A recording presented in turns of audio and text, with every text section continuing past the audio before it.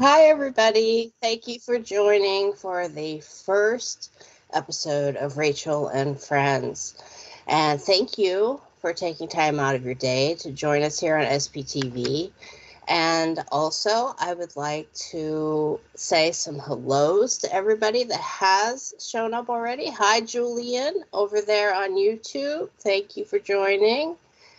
And yeah, and also I would like to talk about what we're going to do tonight. So Corey is a very, very interesting person. She has written books. She is a channeler. You name it, she has her foot in it, whatever you want to call it, right? She dabbles here, there, everywhere, and is North America. So Canada, okay? Canada, not the US, but Canada. So, but I'll say North America, all right? I know that this show is supposed to be about US, but she is just that interesting of a person, all right? So I wanted to have her on the show.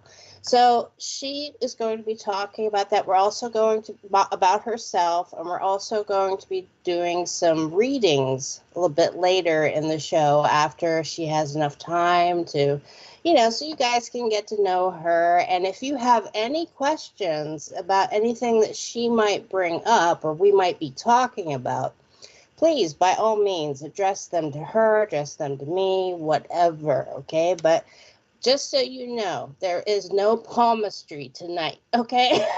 Just so you know. And please share and like and follow. Share away. Get the word out about this show. And also, if you want to, please go to sptv.uk, check out the website, check out the magazine, check out the directory, check out all of the different presenters that we have, all the different shows. You can actually see the schedule. And you can actually become a patron of SPTV. And with that, there are different VIP events. You get shout outs, you get priority, all kinds of things, okay? And it is very, very wonderful to be a part of the community. Truly is. I've been here for 2 years and I love this place. Even though Richard sometimes sings in my ear, he's the producer, okay? So anyway, with all that, let me take a breath now, okay? Let's get started. Richard, I already said hello to Julian. So do we have anybody else? Sarah, hello there. Good evening to you. Irene, hi.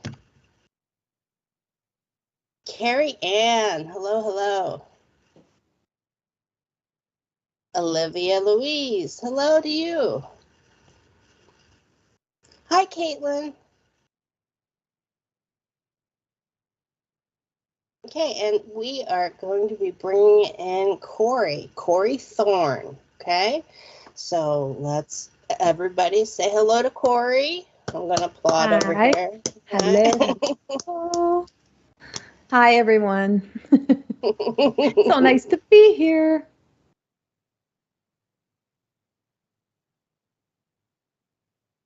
Okay, so Caitlin, we said hello to. Hi, Caitlin. Stace. Hi, Stace. Love the picture. Mm-hmm. Hi, Nicole. Hi, Nicole. Miss Joanne. Hello, Joanne. Melissa from Buffalo. Melissa, hello. Lisa, hi. Hi. It's been a while. Hello, Lisa. And Millie? Millie B. Hi. Hi, Lynn. Hi, Lynn. That's directed to you, I think, Corey. Hi, Stace, again. Oh, no, I butcher names, but I'll say Rabia. Hello, Rabia. Yeah, I was just going to say Rabia, but I was... Hey, Mick. Hey, yellow roses. Mm-hmm.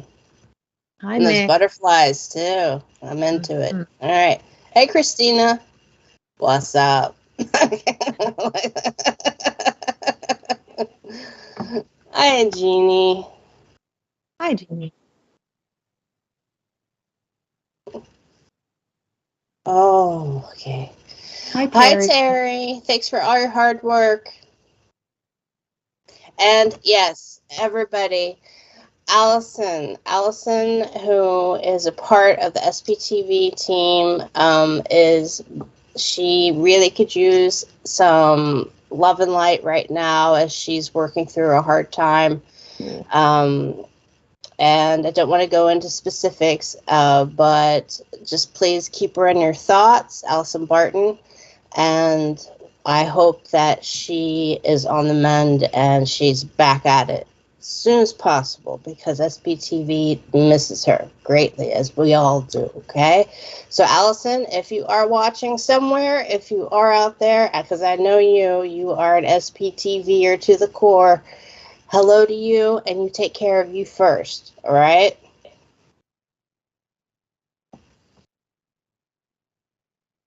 Okay. So, are we ready? Are those the hellos? All right, so all right. I love how perky you are, Richard. Ah, Hey, Julie. Hi. Hi, Julie. All right, so Corey, you are in Canada or North Yes. America, however we want to phrase that. And that's directed to you from Terry. Hi, Terry. Thank you. Okay.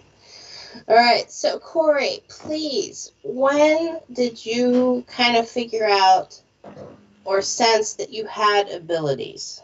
And can you please kind of, I know there's a plethora of them, okay? I mean, meaning a huge ton of abilities that you have, bits and pieces here and there that you just kind of mesh together in order to do what you do as Corey Thorne, okay? So, when do you feel that that kind of did, you did have that realization of what you were becoming? Well, I started early in life with movies in my eyes. And I would have movies in my eyes, and you kind of get told that's not movies, that's dreams. I'm like, no, it's movies. And you just kind of forget about it, right? You just kind of do what you do. I just thought everything was normal and everybody's seen everything and all of that my whole life. And years of frustration and frustration and frustration and frustration. What I discovered was that I was probably about 32, around that age, when I start to feel myself crash and burn. I had done everything in life that, you do to succeed. And I actually had the crash and burn type of awakening. That whole, I had all the success that you could possibly want. I owned a salon, I owned a spa. And then my body started to have experiences. I wasn't feeling well. I had gone through something very traumatic in my own life. And it was just like I would sit in the driveway and I would freaking cry every morning. And then I would put the face on for the world. And I realized that, I was, everyone that was leaving my chair was like, I feel so good when I leave your chair. And I was feeling worse and worse and worse. But I loved what I did. And it was just like that moment of realizing there has to be something more. There has to be something more. And I could, I noticed that the things I was doing with people in just touching their heads, they would respond in ways of crying or just telling me their whole lives, and everything would start spilling out. And then I would all of a sudden have all these messages. And one day I just remember this older gentleman walking around my chair with me, and he looked like the 1970s disco man. Brown he had the brown polyester shirt on with the big collar and the bell bottoms, and I could smell his cologne, and he was hitting on me. And Yeah. I'm like, listen, I'm not saying you're standing here because I already spent a lifetime being crazy. Like, no. And so eventually I had to say to the lady, listen, I got a man. He's a flirt. I believe he was nothing but a cheat. And he was, and he will not leave me alone. And she said, I've waited my whole life to hear from this man. And it was her father. And I knew there was no real going back, right? I mean, you're behind a chair, people are going to tell. And so it kind of, I was already in the healing journey. I'd already started some of my healing work, becoming the Reiki, Reiki master and all of those things. But I'm like, I'm not being a medium. I'm not doing this. I don't want this. They made fun of me from movies in my eyes. I don't want to be this. And I was absolutely refusing. But the more I refused, the more it came. And so it just kind of, it unfolded. I would be with clients doing hair. I'd be in doing a Reiki session and blah, blah, blah, blah, blah. My mouth would open and stuff would come out. And so it just began a whole kind of journey through. And yeah, and my walk with my silent people, my imaginary people kind of then got louder and louder as well. So that just began the journey of channeling and bringing through those messages. And it just got larger. All right. Yeah. Very interesting. Now, you also have written some books. Is that right? Yes, I have. I have 2 books that are out. I have 5 that are in production of coming out that'll belong to the series that I wrote over a period of 3 years. And I always say I wasn't a writer. I don't know where it came from. So my first book is called More Than Existing. And that book was the journey of taking ownership and responsibility for your life, the beginning of the healing journey of saying, I have to own this, right? Like, no one else is going to do this. No one else is coming in to save me. And actually, the editor is actually on the screen in the little comments here right now, Lisa Richard. And so she was popping up there. And then the second book is called My Truth of Existing Beyond the Reflection. And that went into the traveling from the ownership and responsibility to turning the mirror around and looking deep to the soul and seeing that self and just saying, you know what? I wasn't wrong, or I wasn't bad, or there wasn't anything wrong with me. There's a lot right about me. And I've done a lot of successful things in my life. And I was known for being probably the hardest on me. No matter what I did, it wasn't enough, even in readings. And so that began the journey. And so we just released the second book. We haven't released a soft copy because I refused, well, Lisa kind of, we refused to let it out until I hold this book, until I have it, because I would put everything out for everyone else first and not for me. And I was like, this book is going to be held in my hands. So it's available in downloadable copy on Amazon, but it's just not available in soft copy. We're hoping it comes today so I can hold it and then we can release it for sale, but you can download the second book as well. But yeah, it's kind of where I'm sitting right now in life, is a lot of writing, a lot of channeling through the writings. Now, do you feel that channeling for you is the same as what would be trance mediumship? Yes. So I do trance mediumship, right? And so it's the same type of work, same type of thing. They come through with those voices. I start channeling God, Jesus, very early in life. I was channeling Jesus, not knowing I was channeling Jesus very early in life. So, and then that blend between, what belongs where, who it belongs to, doing that separation of what is mine and what's not mine. So I keep 3 journals. Oh boy. Because one is just strictly that channeling that comes through, and all of those messages, like, is everything for the world? Like, just because I know it doesn't mean I have to share it. Does it mean that it's for everyone else? Or is it something that just gives me a heads up to know how to work with the light and the love, and how to bring more light and love into the world, even when there's darkness? So do you believe that from having these multiple journals, that is actually that you are channeling when you write your books? Oh, totally. They use my stories. So I say my books are kept very small, and they use my experiences and my stories. But the more we read them, we laugh, because I'm like, okay, why is that happening right now? Like, I thought that happened years ago. And so we're noticing this constant, similarity in all of the writings, and it's like, it's totally channeled. I'm like, I didn't even know I couldn't even remember that experience, but they pull the experience and then they pull in the healing through it, or they pull in the messages through it. And it's using my experiences blended with that divine love, or that divine intervention, the divine energy to bring forth those messages. And I would say, if you just hold the book, I think it brings healing into your life. Wonderful, wonderful. Now, I see some paintings around you. Now, yes, now, do you dabble in painting? Who comes Yes. forward? So, Yes. yes. So a year and about, I guess it would have been last summer. I was out walking one morning and I just heard, "Paint me beautiful." I'm like, "What? I don't paint. Paint me beautiful." I'm like, I was a hairdresser for 30 years. I'm not a painter. And they're like, "You need to paint me beautiful." And I'm like, "Who am I painting beautiful? Like, what is this?" And so I just start sketching a picture, and then I'm like, she looks a little bit like me. And then, oh, God, she's pretty today. Or, God, she's ugly today. Oh, God, what is going on with her today? And so every day, yeah, me and Spirit have these conversations all day long. And so I would have this conversation that would be happening with these sketches. And they're like, "No, I didn't tell you to sketch me. I told you to paint me." And I found myself in a dollar store picking up canvases and paint. And I'm like standing in the line and I'm like, "What am I doing? Why am I doing this? This is absolutely freaking crazy." And so I'm like, I get up to the counter and I just hear, "Look around. Everything in here is like discounted. That's what you've been doing to yourself your whole life. You have been discounting yourself." And I'm just like, oh. So I take the paint homes and I'm like, "What do I do with this?" I laid it on the table and said, "I don't know what to do."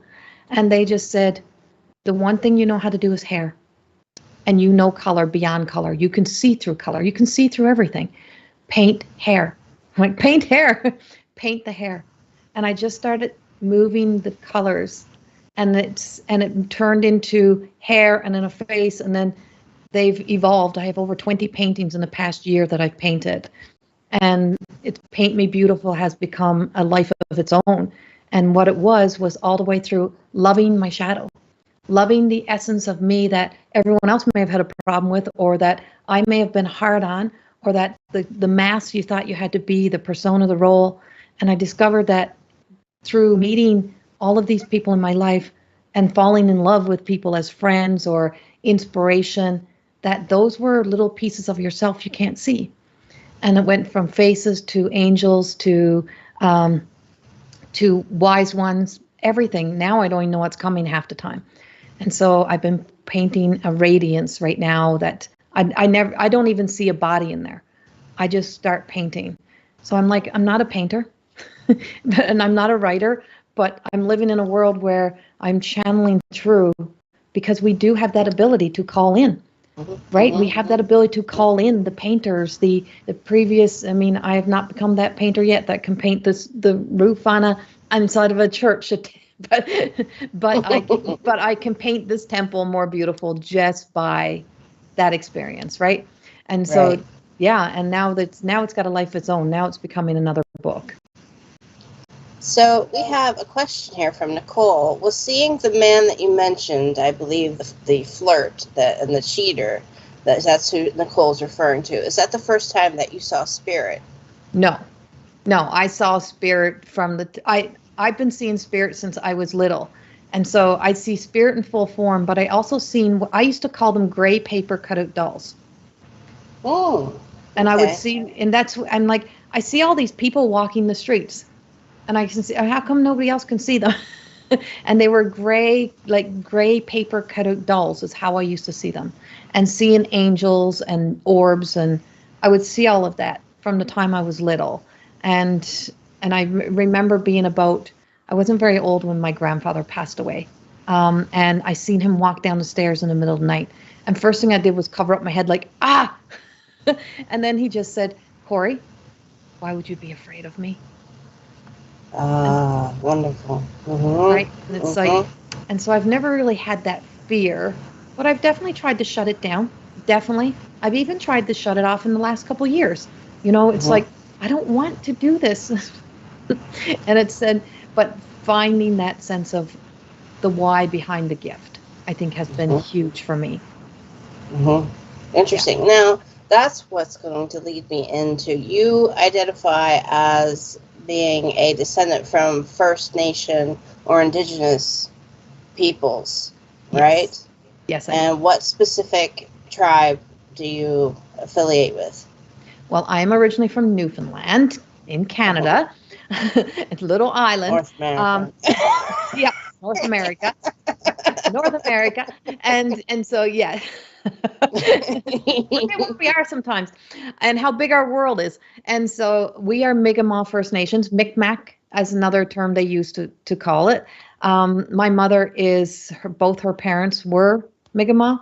And so it's been a long line of generational for me, passed down healers, a lot of healing in our families, a lot of healers, and not always calling themselves healers, but hearing of their experiences, knowing of their experiences, and having a great aunt who actually was a midwife, a healer who traveled through Newfoundland. Um, and she's a great aunt of mine, and I never met her. And then also then knowing that my white side of my family, my dad's side of the family, have a long line, their own little gifts as well. But I spent a lot of time of my life trying to explain myself as who I was. And so now I call myself divinely dignified in diversity and love. And so I would say, oh, my hair is not naturally blonde. I do this. I could color my hair back dark so you'd know who I am. And I'm like, why? So it's been one of those up and down journeys for me through being accepted as being, a blended race, being blended in diversity and love and cultural and not knowing where you belong, and also then kind of being kicked out because I left the island. So I kind of got booted out a little bit, and I've traveled through some of that as well. So there's a lot of stories behind who we are and what we are. And that's the joy of that's one of the blessings of being a medium as well, is that I can talk to the ancestors. I can, and I can call them in and ask them. And the biggest thing that I always get is like, yes, this was our wisdom, but you've also gained wisdom. Blend it. Blend it. You don't have to be what we were. You can be even more than what we were, more than what we knew. You know more now. And we can blend it with love and knowledge and greater wisdom and let it grow and expand. So needless to say, I've never returned to dark hair. I've stayed a blonde and I've stopped fighting for my identity. And I just live as my truth. You're you. I am me. That's all we're meant to be, is ourselves. That's all we're meant to be. Right. And that was the big journey of More Than Existing for me through the book was I just want to be Corey. I want to be me. And so come to find out that I wasn't even the me I thought it was. It is right. I'm like, hey, that's not even me. It's like that soul journey, just really, truly tapping back into that soul, connecting to that soul and being present and just, and I have to say it was having my palms done twice that called me out on some of my biggest things as well. You had your palms done, really? I'm like, and one was so unexpected. I was actually a hairdressing instructor, and we had a new lady come over from Russia, and she couldn't speak English, and I was helping her learn English, and she grabs my hand and she says, "Oh, you will not be who you're supposed to be until you are almost 40 years old." And That's she just calling you out. Totally calling me out. And I was only in my 20s at the time, so I still had a lot of years to go. Aw. No. I spent comparatively, I spent a lot of my life. I was brought up Baptist, okay, and almost a Southern Baptist kind of feeling because of Appalachia and all that, because of where I live in Ohio, right?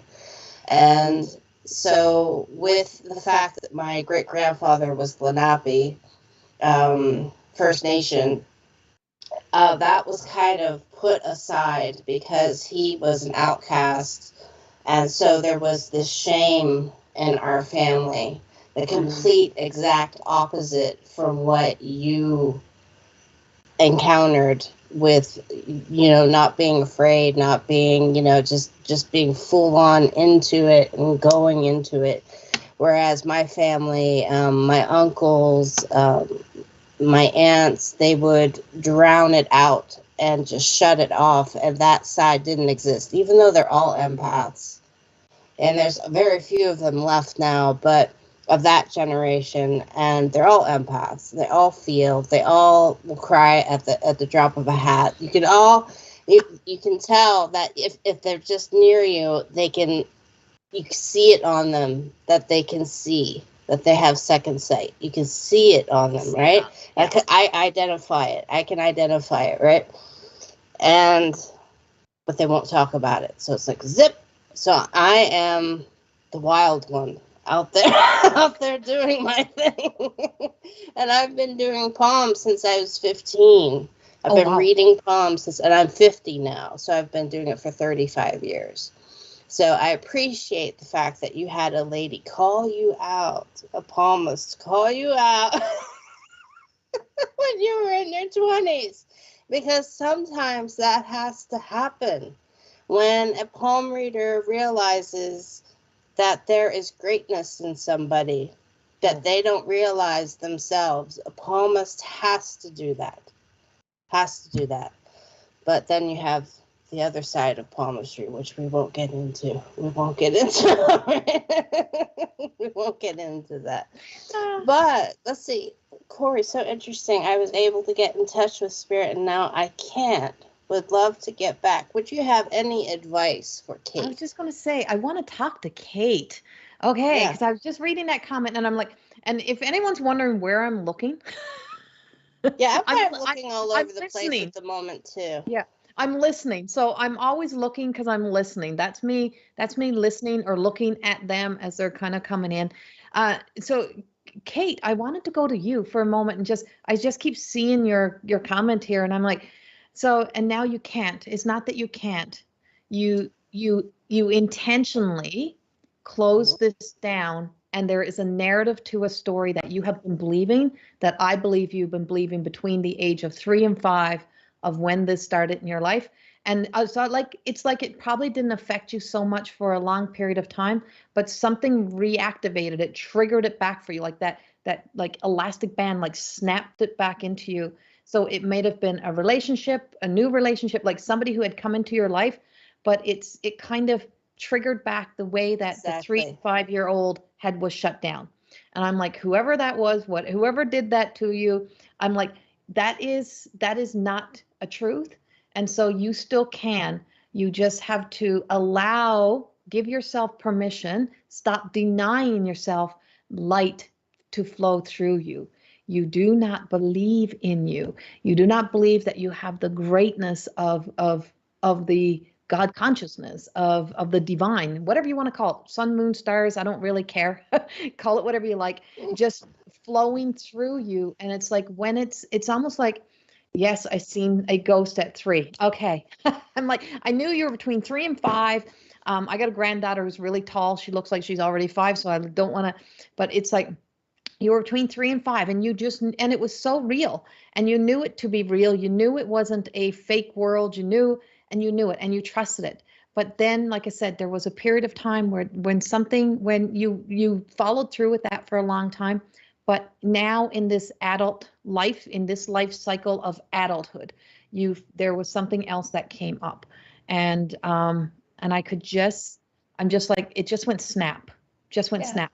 And I'm like, trigger is the perfect word for it. Triggered is the perfect word triggered, for it. Right? Yeah. It's like, and so sometimes it's easy for us to say to remove it, but it's like, what is it? We need to timestamp it, label it, name it. Don't worry about trying to dig up the freaking past. You don't need to go back there. Like, it's not about going back. It's about knowing that you can look in and say, really to yourself, I forgive myself for thinking that I had to believe these people or to believe this narrative. And that will be the beginning of a compassion for yourself. And I think the compassion is what's going to open that back up for you. Yeah. Good answer. Good answer. Thank you. I'm listening. Because I actually did feel that she had been triggered by something. And I can't identify what, other than the fact that it's interaction with somebody. I do know that, but that's what made her lose that faith in herself. And I know the question wasn't directed at me, but when you said triggered, I was over here going, say triggered, say triggered, say triggered. And she said, and Kate says she has tarot cards. And so, you know, it's very important for you to recognize that tarot cards are divination, right? And so it is the connection to the divine. And if you are afraid of, if you're afraid of you, you'll be afraid of your cards, because you are a divination. And so when you recognize that you are a divination, then, you know, you don't need the oracle cards or the tarot cards or anything else as well. You are like the cards, but it's an add-on, it's an extension. It becomes an extension of us, right? And so I always say the biggest thing that I listen for is not what people are saying, it's what people are not saying. Ooh, wonderful. Yeah. I think you just made Kate very happy. Thank you, Kate. Thank you for asking. I really appreciate when people ask what it is, like ask those questions. Here's a deep one then. Okay. I love this.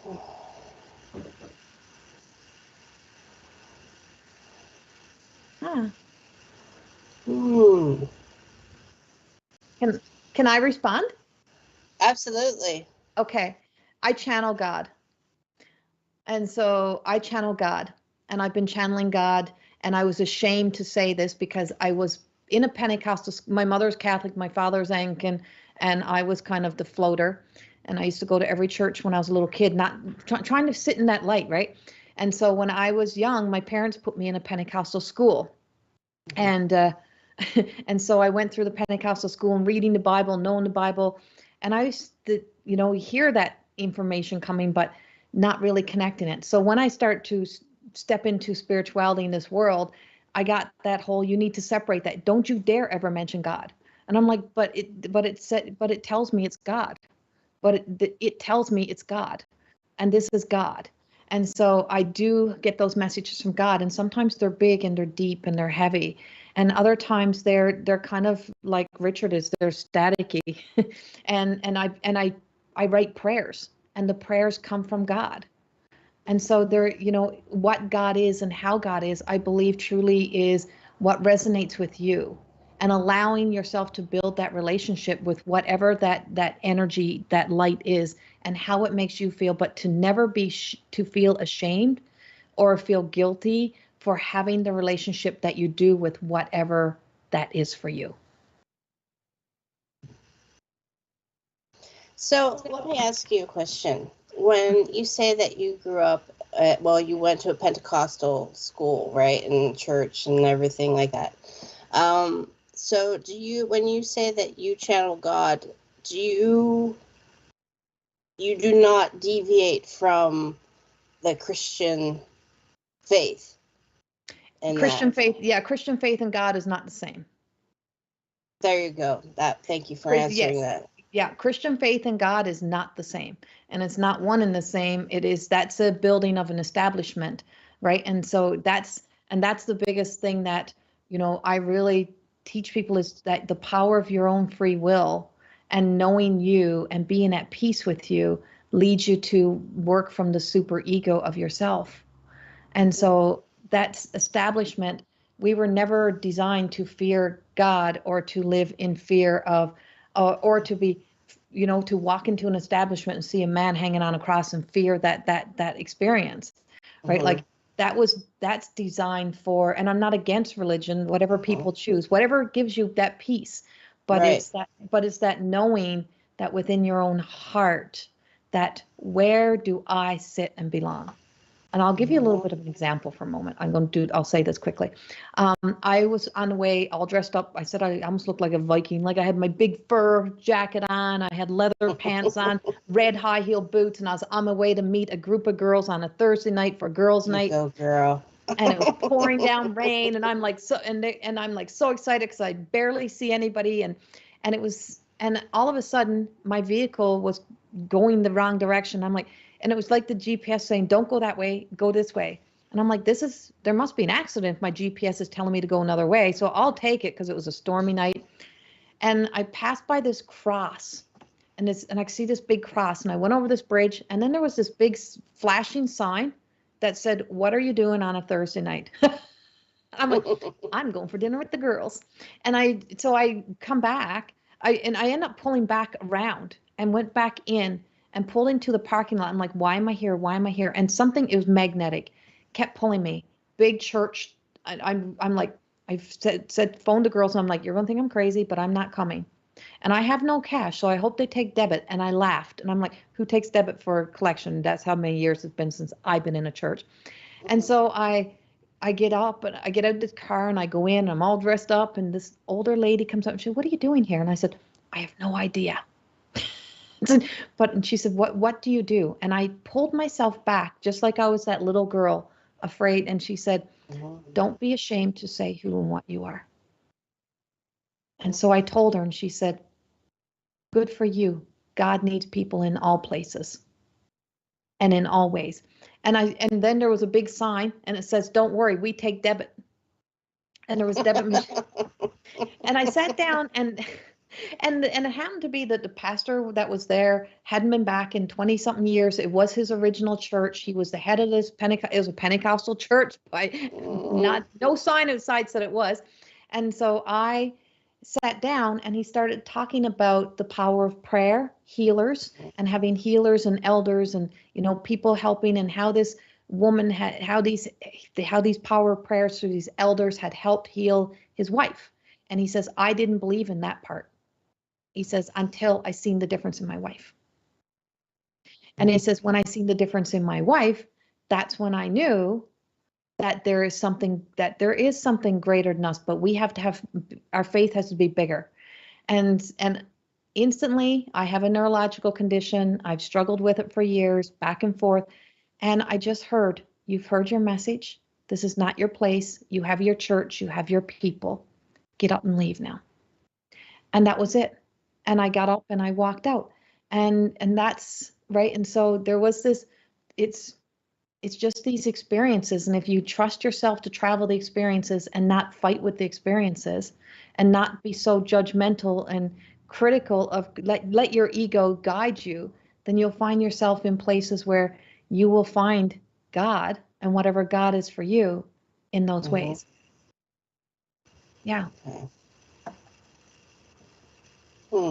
Julie says, I personally don't think God is a person. I think we are a part of God as a collective. Oneness. To see ourselves as oneness, right? I always say God, and God exists within us. That's, there's a little, imagine a big bang, and all the little sparkles come down, and we're all the little sparkles that come down. And so if you put us all back together, we'd all be one.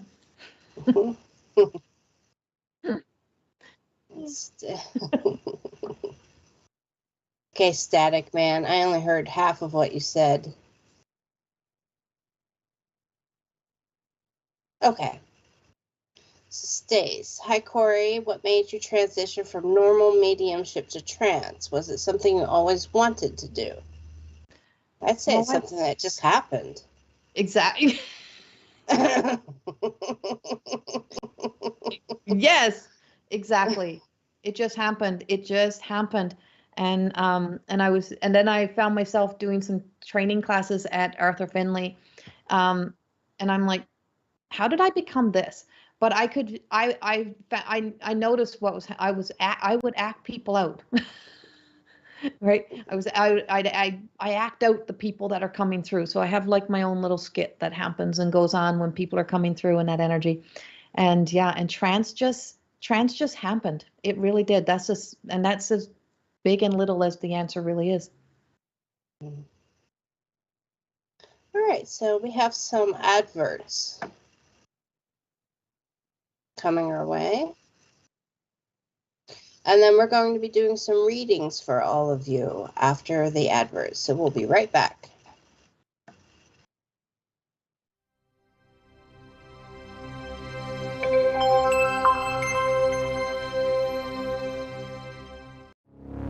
My spirit life is a free online interactive magazine for those who have an interest in improving their spiritual lives. Authors can upload images, videos, and audio clips to their own articles. The public can place comments, rate the article, and follow the author. All articles are vetted before being published. For more information and to place your own article, please visit myspiritlife.co.uk. SPTV are proud to present an evening of mediumship with the wonderful Deb Clark. Join us for a private event on the 20th of August 2022 at the Roebuck Inn, Wickham. For more details visit events.spiritualpsychicstv.online.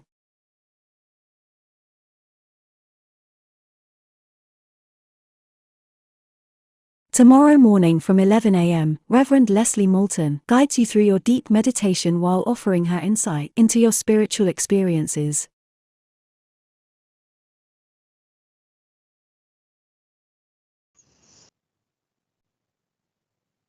Okay, and we are back. We're going to be doing some readings now, and we are going to be winging it, so to speak.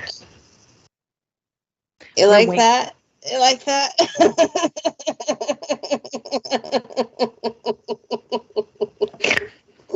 Now, I'm going to say again, don't forget to share, like, follow SPTV, and share this show out to people.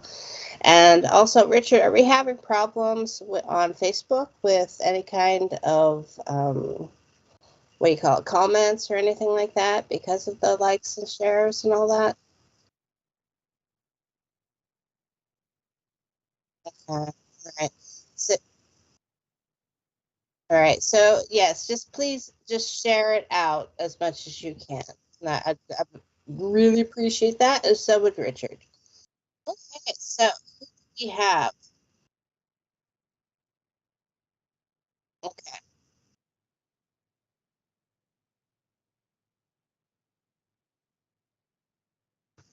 Okay.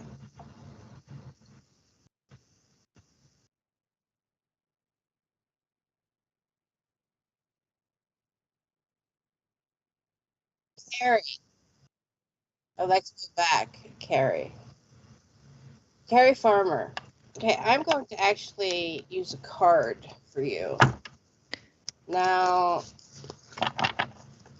what's that thumb up? I like the thumb up.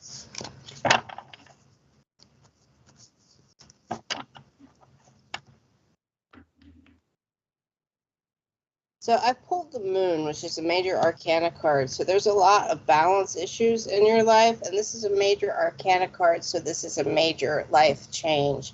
Let's say if somebody were to come into a room and were to flip the switch from dark to light or light to dark, that sudden kind of a change, a very large change coming into your life. Now with the Moon and this particular card, and I will show you this card just so you can see the imagery. We do have the full moon, and yes, these cards have been well worn and well used, as you could tell, as part of it was actually flipped down. But there is a lot of water because the moon controls what? Controls the tides, controls water, and water is what? It is emotion. So do not, and I repeat, do not feel like you need to be down on who you are. I mean, feel like judgmental with yourself. Don't feel that you have to be, because we have a lot of different things going on astrologically right now as well. That's going to make us question who we are, why we are doing certain things, if we are saying the right things, everything. Jupiter retrograde, Saturn retrograde, Chiron retrograde, which is the wounded healer. And we also have we have Neptune in retrograde too. So any aspect of any argument that you might have had, you're going to keep reflecting on it, and you may go underneath that water because you might be a little overwhelmed. So balance is key to what you are going through right now. The Moon is not a bad card. It's actually a wonderful hard, but it is about the black to the white. So stay in that area. Stay in that area and try to find yourself something that will give you peace of mind. And I just keep wanting to say, do not be so judgmental on yourself. Don't judge yourself. Don't, just stop doing that. Stop being so judgy with what you have done and and the things that you have, like anything that you have said recently or whatever, because what's going on in the world right now is affecting everybody, not just you. So we're all all on edge. We're all going to be saying things where we may be like, 5 seconds later, why did I say that? So it's not just you. So take it easy on you, Carrie. That's really what I wanted to tell you as soon as I saw your name, is just to take it easy on you and to stop being so judgy with yourself. Just take a deep breath and remind yourself that this too shall pass, because it will pass, And self-forgiveness is really hard sometimes, especially with Neptune in retrograde. Neptune, aka Poseidon, not a great person, God, whatever you want to call him, right, in the Greek pantheon, but deals with all that dark stuff that we don't like to talk about when it comes to our personalities. So if you did lash out at somebody, do not beat yourself up about it, okay? But this is a time for you to actually work on your karma and actually kind of change things a little bit. So just reach out and say, you know what? I'm very sorry. Even if it was something a very long time ago and it still keeps going around in your head like a hamster wheel right now, because that's happening a lot with people too because of what's in retrograde. So just understand, do not be so judgy with yourself and do not berate yourself internally, because your energy is here for a reason. You tend to drop your foot in your mouth. I like that. I like that. Well, stop doing that, Carrie. Okay? Stop doing that. That's what I had to say to Carrie. So I too was drawn to the cards, very much drawn to the cards. And I just feel like it's like, your destiny is written in the cards, but you do get in your own way, Carrie. You really get in your own way. And I did pull the Magician and the Moon. And I'm like, and so the Moon's in reverse. The Moon too. Okay. I pulled the Moon too. And I'm like, you know what? The only way that you're really truly drowning is because the emotions are drowning you, but it's not truth. And I'm like, so much of it is not truth. You're very argumentative with yourself. You sometimes become your own worst enemy. I'm like, stop it. You have everything that you need. You fear the magic that's in you.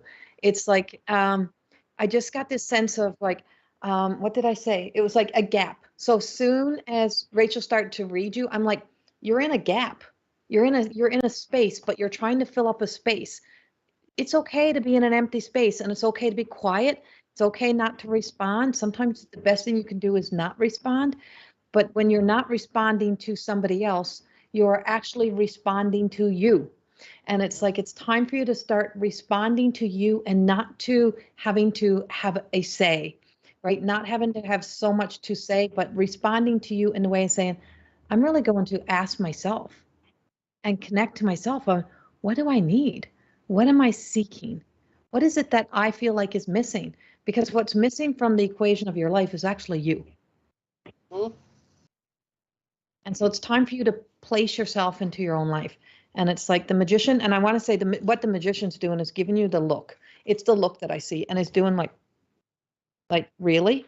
That's kind of the, and like, that's what I see. And I'm like, that's the only reason why I'm seeing the, really, right? And it's like that look, right? It's like a hurricane in my family.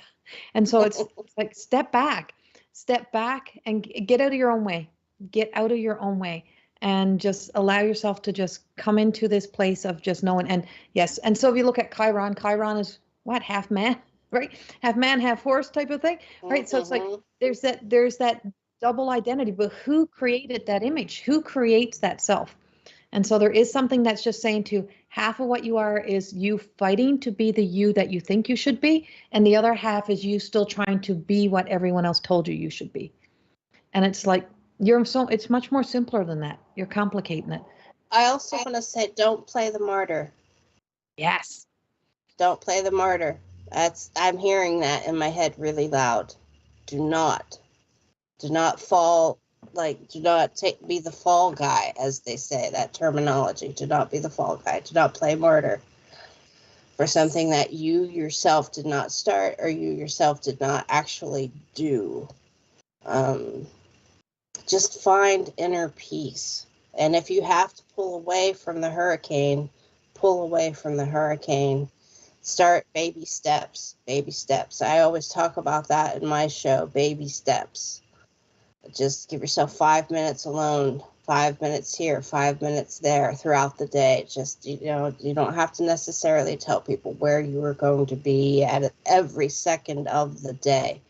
Just take back some of that control to yourself so that you find inner peace. Okay. Do you have anything left to say, Corey? No, I think that's all for Carrie. It's just, that's totally, you'll find yourself at much more peace once you start to do those things. Mm-hmm. Yeah. All right. So I hope that was helpful, Carrie.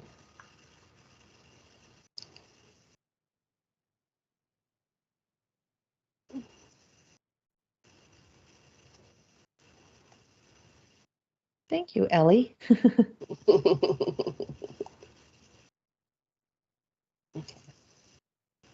Can we go back to Kate? Kate, where'd she just go? I'm trying to read the comments on my phone because I can see them all. Kate, it's yes. Okay. Okay.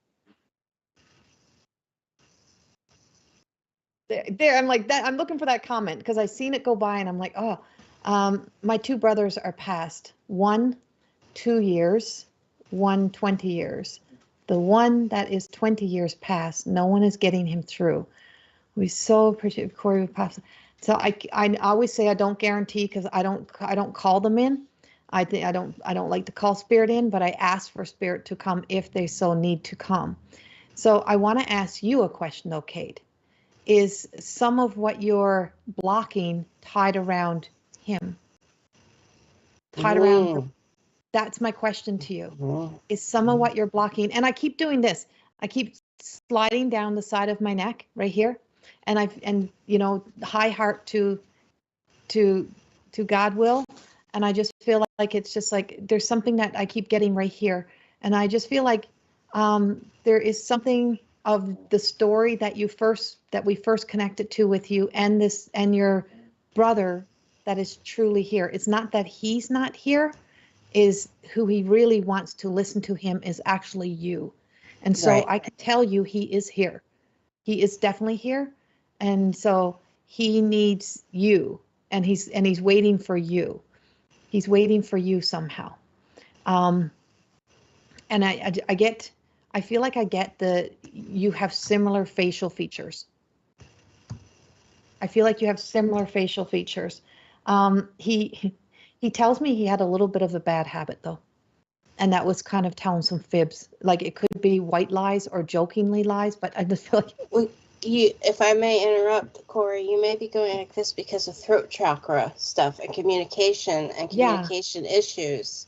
And with what you were saying, with him not saying 100% of the truth all the time, that there's also a communication break with what Kate herself is going through. Yes. If we recall what was said with her.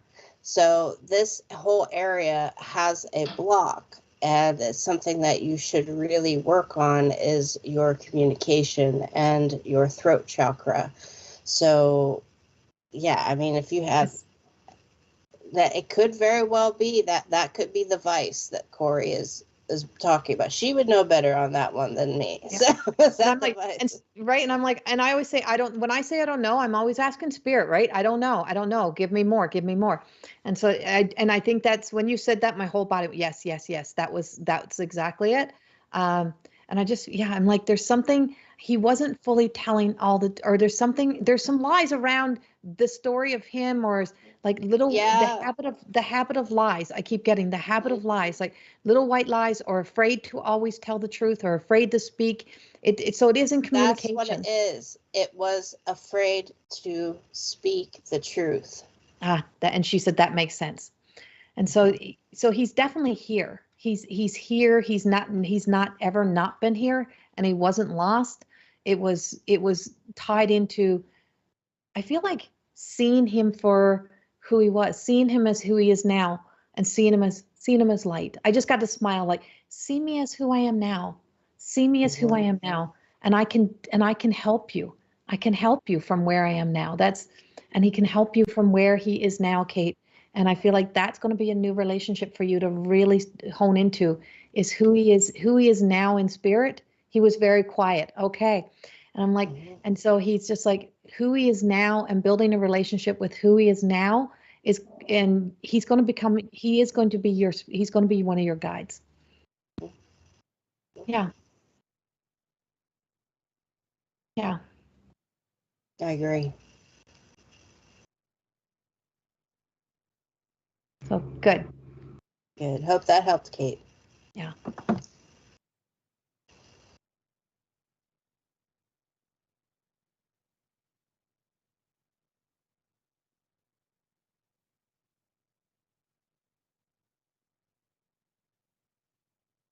Okay.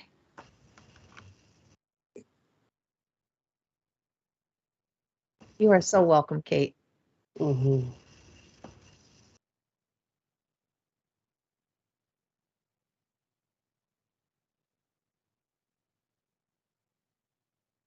Mm-hmm.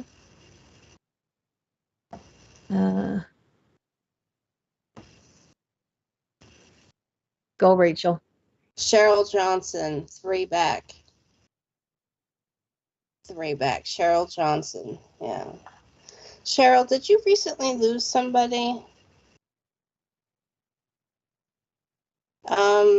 Or that you have been actually thinking about somebody that has passed rather recently, like within the past 5 years or so? But if it is somebody very recent, I'm picking up on that there is somebody around you that you don't actually, that it's like they watch you and they want to be a part. It's almost like they don't really know that what has happened to them, and there's a little bit of confusion for them. And that, when that happens, I really, 2 years ago, okay, so both the same year, all right, so you really really need to actually, how I put this, what I always tell people, Corey, is almost just talk out loud, especially if you can't feel the presence. You know they're there, right? Yeah. You know the spirit is there all the time, right? So just talk as if they are there, and just explain to them, Cheryl, just how much they are missed, and explain to them exactly what happened, because there is a sense of worry that they feel that they still have to look after you for some reason. But whether it be something that you yourself, Cheryl, are going through right now, or if it's somebody within the immediate family, you understand, like the household kind of a situation, like the immediate family, but they are there and they can't really get through to you. You understand? So just talk to them and open up that line of communication, and also pay attention to your dreams, because when you go into theta, when you go into a deep sleep, I want you to keep a dream journal, Cheryl. And when you go into a deep sleep, when you go into theta wave, that is when spirit can actually start to communicate with you. You're worried at the moment. Okay. Now, they are trying to communicate with you, okay, and trying to be there for you. So let me ask you, what are your dreams like? Do you remember your dreams? Do you recall your dreams? Because when you are in the theta wave state, when you are in that deep sleep, that is when spirit can actually communicate. And that's, Corey, that's when they have me do all the work, okay? That's when they want, let's take my hand and lead me around room to room, and there will be people waiting for me. And I had to put my foot down on that one, but I had to put my foot down on that one. But let's get back to Cheryl here. Yeah. So with that, Cheryl, please have that journal. Write down what you remember.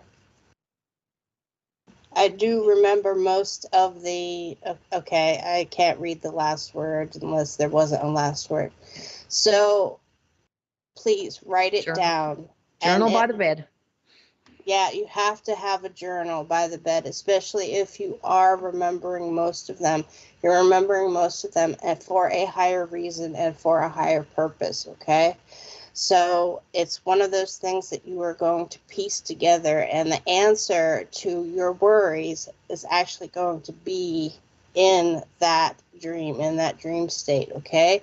You're going to be able to communicate even when you are awake. Just say things out loud like, hey, can you give me a sign? Hey, can you just look out for me? Can you just, I'm really worried right now. Can you just, that kind of thing, as if they were here, because that energy is here.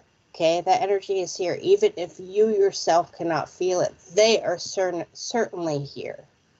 I mean, I was able to pick up on them, so they're here. And they are worried for you because they see you worried. And of course, if they're your grandparents, no grandparents want to see their grandchildren worry. They don't. They just don't. Family doesn't do that. Good family does not do that. So they are there to try to help you through this, okay? So Corey, do you have anything that you might want to add to this? I keep getting this. I keep wanting to do this. Like I'm like a man. I'm like a man. I'm like, and I'm like, yeah. And I'm playing with like the stubble on the face or something, right? And I'm like the 5 o'clock shadow kind of thing. Yeah. And I'm like, so they're like contemplating. It's like they're always listening to you, and they're listening to that chatter that you have going on. And I don't know if you had. I just feel like a man that was, one of the men in your life feels like he really had a real struggle in life. Like he kept a lot of it to himself, but I don't know if he was in a war or was part of war or came from the times, like definitely would probably come from time of war. But I just feel like there's a lot of like deep seated knowing. I know struggles. I know struggles, and I can tell you there's hope. There's hope. There's hope. Like there's like things can get better. Things can turn around in the blink of an eye is what I keep getting. And I just keep getting this like, it's like we hear you, but you gotta let us do the work. Like, and so there is that coming in. But this gentleman, and he's like really intense. He listens deeply and he loves deeply and his heart is there. But I feel like sometimes he could appear as cold, like appear like he was a little bit distant or colder, but he really wasn't. It was just he didn't, right? And so he's just saying just keep talking and listening and writing and putting it out there, because and it's I'm like, I feel like there's something very unsaid, and Richard Static is I know Richard Static is like crazy right now. But if I may, Corey, if I may, Cheryl, I'm being told this. If there is a favorite recipe that your gran had or that you remember your gran making all the time, make it. Just make it and feel closer to them. And you will feel closer to them. And if it brings you to tears, which it might, that's a release. That's a release. And because I'm smelling food, and I'm hearing like the clatter of kitchen stuff and working in a kitchen and things of that nature. And so I don't really know what that's about, but I am just delivering what I am hearing in my head. Okay. So if there is that recipe that you remember and that you ate all the time, that food that you ate all the time, then please, by all means, might want to try to make it or buy it or something. But if the whole process would be more inclusive of them and would bring a smile to them and would also bring some peace to you because you would feel closer to them. Okay? But they only want the best for you. Oh, your grand loved cooking. Okay. Okay, wonderful, wonderful. So pick something that you remember from your childhood and just bake away. Do it. Just bake away. Bake that casserole away. Just do it. Do it. All right. You're a little far away, but yes, I can hear you, Richard. Okay. I have this, and I've had this since this morning. I gotta, and just like bleh, it just wants to come out.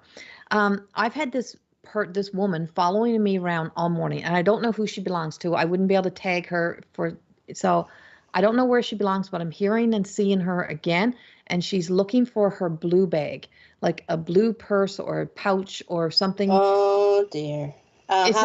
Is that you, Rachel? How tall is she? She doesn't appear to be overly tall, I don't think, but she was opening my drawers downstairs, like she's looking for this blue bag. And I don't know what's in that blue bag, but she's determined to find that blue bag. And I keep looking at the heart on your necklace, and I'm like, and she's like, it's blue, it's blue. I'm telling you, it's blue. It might be my grandmother, who always tries to communicate with me. She doesn't actually talk to me. She will point when she's around me and when I'm seeing things. Her purse was blue. It's blue purse, right? It was very large vinyl blue purse. And to the point of where there was a joke when somebody said in church this one day, "My God, Mabel, what'd you do? Bring your lunch?" That kind of thing, So, yes. Right, and I'm like, she's been going around my house all morning, but she's talking to me. She's very much like, yeah, just don't forget, you better bring it up. You better not leave it out. If you don't mention it, I'm going to be mad and I won't leave your house. Like, she was literally telling me she wasn't going to leave my house if I didn't bring up the blue purse. And I'm like, okay. And so I don't know if she used to have like pearls or something too, like mother of pearl or something. She had a necklace that she would wear when she would go to church and dress up and stuff, Because she had dressed up outfit, the occasion. An outfit, yes. Sunday outfit. Mm-hmm. And so she was dressed in her finest.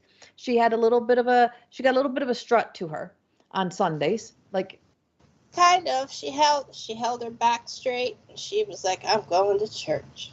Yeah, it's like kind of there was that, and I think that's where our God conversation kind of started to come in today. And I'm like, that wasn't by us, that was this woman. And I'm like, she's been kind of leading the way a lot today. And I'm like, well, all 4'10" of her. That's why I asked you her height. So my grandmother was 4'8", 4'9", 4'10", like something like tall, like short. And so I'm like, she feels like she's like not that tall, but she's full of life, and her aura, her energy is larger than life. And she was kind of like, yeah.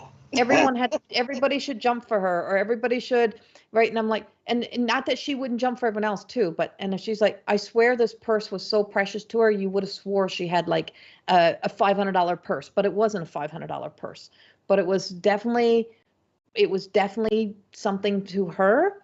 And she's like, you just better bring me in. And I'm like, okay. And so she's been here kind of the whole, and I'm even dressed in like a dress. Like, I wear jean shorts and like put a shirt on, but let me tell you a joke about this purse. I think it's actually a bit more funnier than that. Is not that it was so important, but this purse she loved so much. Anytime we would go to dinner, she would take leftovers and she would wrap them discreetly in a napkin and put them in this purse, which is why somebody yelled at her in church, "What'd you do? Bring your lunch, Mabel?" You know. But this one time on Friday, fish on Fridays, right? yeah. She wrapped a piece of fish and put it in her purse and forgot about it because the purse was so huge. And so she would carry this purse, and there was this smell about her. And and nobody could figure out what was going on with my grandmother. What was the smell? What was the smell? And the purse got left in the car for a hot afternoon, and the whole car reeked of fish. And my grandfather made her throw the purse out. And it was her favorite purse. So she's looking for her purse. Well, yeah, she's looking for a purse, and that's what she was doing. And it's funny because she was over. I have a betta fish, a blue betta fish, in a tank over at the bottom of my stairs, and that was the drawer she was opening looking for. It was over in that cabinet, so that would totally make sense that that's where she. I'm like, what are you doing? The fish purse. Yes. The fish purse, right? And so yeah, so she's like. And but she wanted to be star of the show today, so she is. So it's about her. Okay. All 4'10" of her. Mm-hmm. Oh yeah. So she's larger than life. She was feisty. She's very alive. Just she said to tell you that she's very alive. Mm. Whoever keeps saying she's dead, she's not dead. She's very alive. Oh, I know. I like the faces, the emojis. Sorry, everybody, but when they come, they come. I don't get to decide who's coming. The fish purse went down in my family history. It went down in my family history. Right. Because she was very like, I'll say it, kind of uppity too. So, that, oh, no, I don't do things like that. No, right. I'm not the one who forgot fish in my purse. I wouldn't do that. My grandfather threw it out, so... Yeah. So much sense. I'm like, and did she have prayer beads or something too, or like a? No prayer beads. Okay, because she keeps going back to the pearls or something. Well, there was there was some jewelry with her mother that got messed up within the family. Okay, so she's still searching for that too, then. Yeah. Okay, because I'm like, they're friggin' there. Yeah. Oh, that's so funny. Mm-hmm. It's all right. That's funny. Oh, I love your dog. I saw your dog walk into the background there, Corey. Oh, did you? Yeah, there's two of them. All right, so enough of me, okay? Enough of me and my family.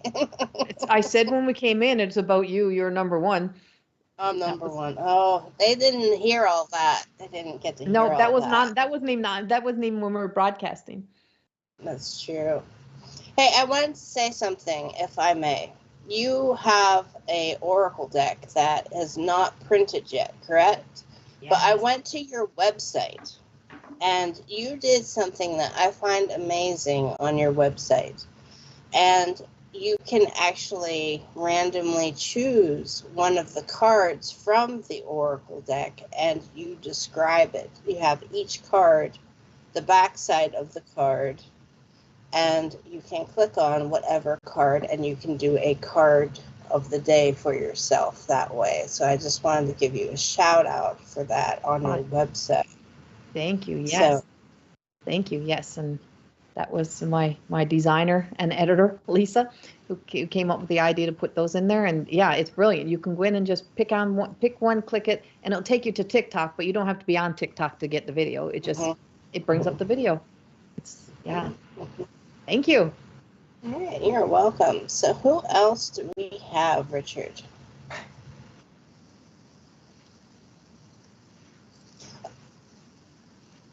Okay. Just as a reminder, we only have the meditation that will be for tomorrow, and there will be no shows this coming weekend. Just the meditation tomorrow. What time is the meditation, Richard? I'm sorry? 11 a.m. UK time. Okay. All right.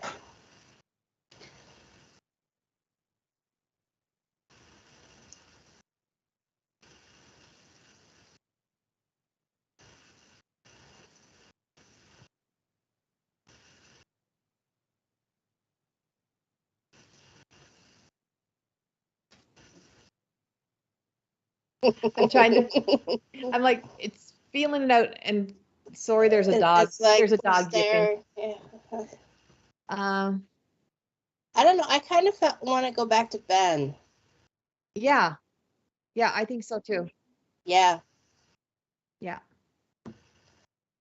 I mean, I know he just asked a straight out question, but yeah.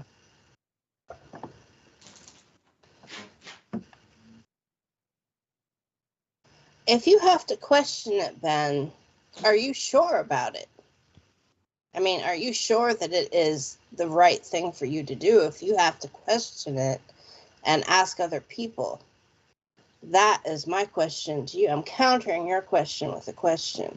Your instincts and your intuitive nature that you have been, and I do feel that you are highly intuitive, you already know the answer to it. It's just that you want to hear it from somebody else.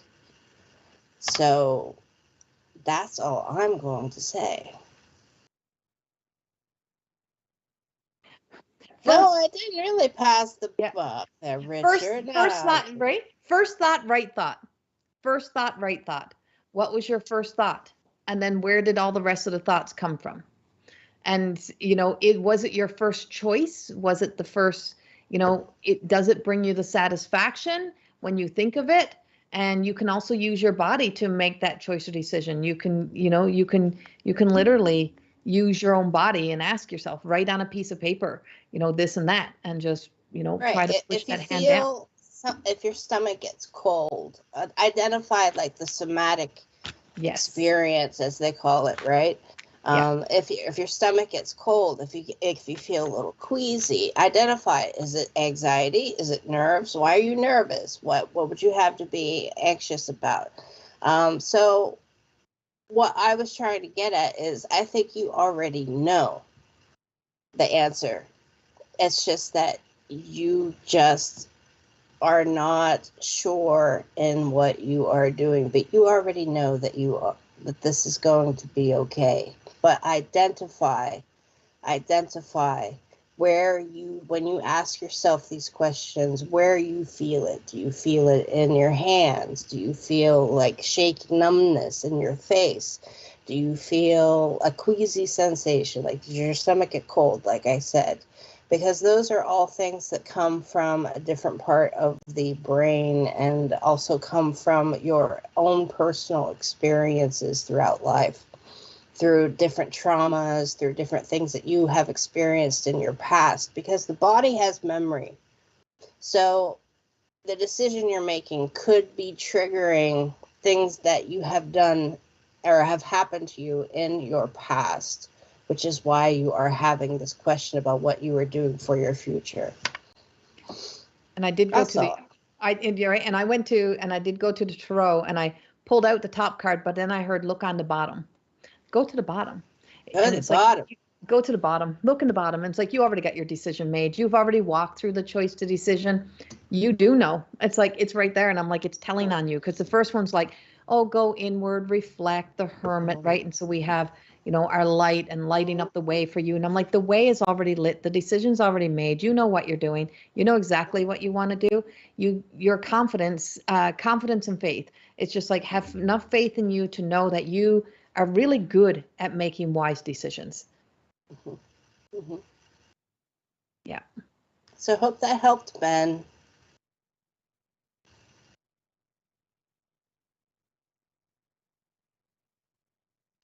Yeah. I have this feeling like I'm in like Charlie's Angels. and we just got this voice that speaks from the other side of the desk. But we're like, where's the third person? Hi, The third person's them out there. Yeah. And I'm like,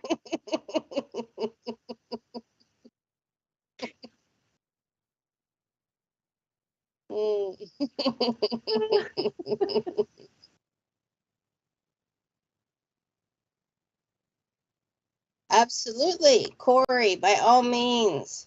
all right. It's all yours. Go for it. Let's see. Okay.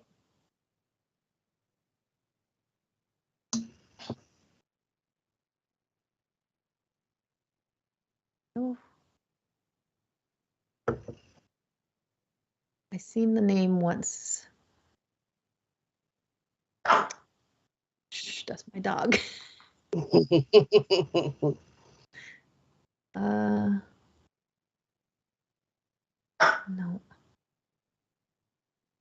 Your dog knows. She's a star, always in shows.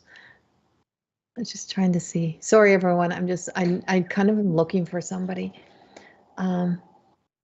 Lisa Wilkinson. Lisa Wilkinson. I'm looking for you. So. Ooh, sounded serious. I don't know if that's serious, but I'm looking for you. I'm like, I did, and I wrote her name down when we very first started. It was like, you just popped up and I could just see you. And I could see you. And I'm just like, I can see you. I can see beyond, the kind of beyond the image of the life or something is what it feels like to me. I just keep getting, I don't know. I have someone here who brings in this energy of almost like they were a good friend. It could be like mother, sister, but feels like a very good friend. And I just got, there was like such a love, like there was an intervention. Like every time your name would go past, I'd get like this like energy that I'd feel like, that's her, that's her, that's her, that's who I'm looking for. And I just feel like it's like this person knew you better than anyone else in the world knew you. And they knew who you were when nobody was looking. They knew who you were when, it's almost like you could tell everything to this person. And I feel like not having this in your life or not having this person in your life has really changed things for you. And I don't know how long they've been gone, but it definitely is a woman, feels definitely a female, definitely a woman. She feels like she's a friend of some sort, but she could also be a mother, sister, right? Like, but there's a bond, there's a closeness that I get, and I want to cry. I'm like, I want to cry because there's so much just love to it. And I'm just like, she's like, I found you, you found me, here we are, we're back together again. And she's just like giving you so much love. And I just feel this love, and it's almost, I'm like, I feel like I'm sitting with, like, I know you, Lisa. That's the way, I know you. And I just keep hearing that as I know you. And it's almost like you still have to hide some of who you are or the gifts of who you are. But then I also keep picking up, like men around this as well, like a husband or like, somebody as well that's so a story tied around husbands or her husband or your husband or something like that coming in as well. So I don't know what that exactly is. Could be my aunt. We were close. Okay, yeah. And I'm like, she's very connected to you, and she says to say, I am always there for you to talk to. I'm always there. Sit to almost like you can sit to the kitchen table and have a conversation and just set her a place as well, because she is right there with you, always there with you. And it's just, she just wants to hug you. She just wants to hug you. She just wants to love you up. And she just wants to give you that love right now. I don't know what else you got going on, but she's like so determined that you need that love. You need that hug, that closeness, that bond, and that bond is still there. Rachel. Oh, hey, I'm following directions. Don't put me on the spot here.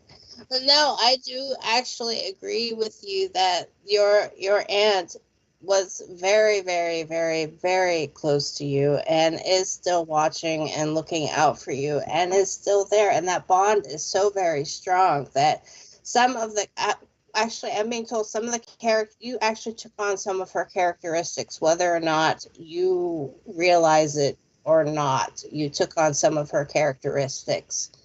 And you also said you always talk to her. Okay. That's because she is always around. But yeah, I find that she finds it fun that you actually took on some of her characteristics. It's almost like because you were that chummy with each other and that bond was so deep that there are some nuances of her that she can see that are in you and it's still alive, and it kind of brings a smile to her. So And is this your husband on the other side or her husband on the other side? Because I get husband, like it was instantly I was getting husband as well, mention a husband as well. And so I had a husband come in, and I don't know, I'm like, I don't know, when you hear me say that, you know, I'm asking. I don't know exactly what I get around it, but I don't know if there was like some sort of like, I don't know where I get my husband and aunt. Okay. And so I did, and I don't know why I get something. I don't know if there's something tied to a head injury as well, or something like that as well, or like a fall down or something, or crashing down. I don't know. motorcycle. Motorcycle. That's what I got. You got the motorcycle. Okay. Helmet. Like, motorcycle helmet kind of thing situation, but a. Right. Yeah. And I'm like, so I'm like, I want to keep doing this. Yeah. And I'm so I'm actually like, getting a headache. So right. And I'm like, I keep going to the head, and it's just, but there's just, I get the love around both. Like there's just, I feel like you're just being so loved, so loved. So both of these people are so with you and so connected to you and just present with you. And and it was instantly, as soon as I seen your picture come up, they were like right there. Like they were right there. They just needed for you to know that they were there. Yeah. Thank you. Well, I hope that helped, Lisa. He had no motorbike. He had a heart attack. Okay, so did he? Okay, can I ask this? Did he fall over? Like, did he like collapse down? Like, because I just keep getting a collapse. Like, I just have something like that going on. I just feel his body collapsing, and he crashed to the floor. Okay, yeah, and I'm like his head. I keep getting like his head. I just feel him like falling. I feel the head hitting or something, and he just does this, and he said to tell you that hurt more than this hurt. That was what hurt. Like, it's like that's what he felt before he actually. Right. And he said that hurt more. And so, yeah. But he's very okay where he is. And he's very much all the love is right there. Yeah. Thank you. Lisa. Thank you, Lisa. Thank you, Lisa. I hope that helped you.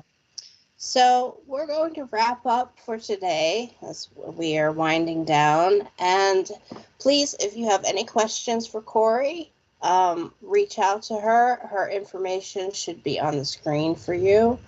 Her website, her Facebook, you name it. What is your email address, Corey? It is. It should all be on my Facebook page. Okay, all on the Facebook page. Yeah, okay. It's all on the Facebook page. You go there and you'll be able to connect to everything that's there. And by all means, plug your books again. The name of your book. So my first book is More Than Existing, and that one is on Amazon and Balboa Press. And then the second book is called My Truth of Existing Beyond the Reflection. It's a longer title, but both books will come up under my name. And so both are available on Amazon. Perfect. All right. And so thank you very much for joining today and joining me on the first show of Rachel and Friends. Congratulations on your first show. Thank you. Thank you.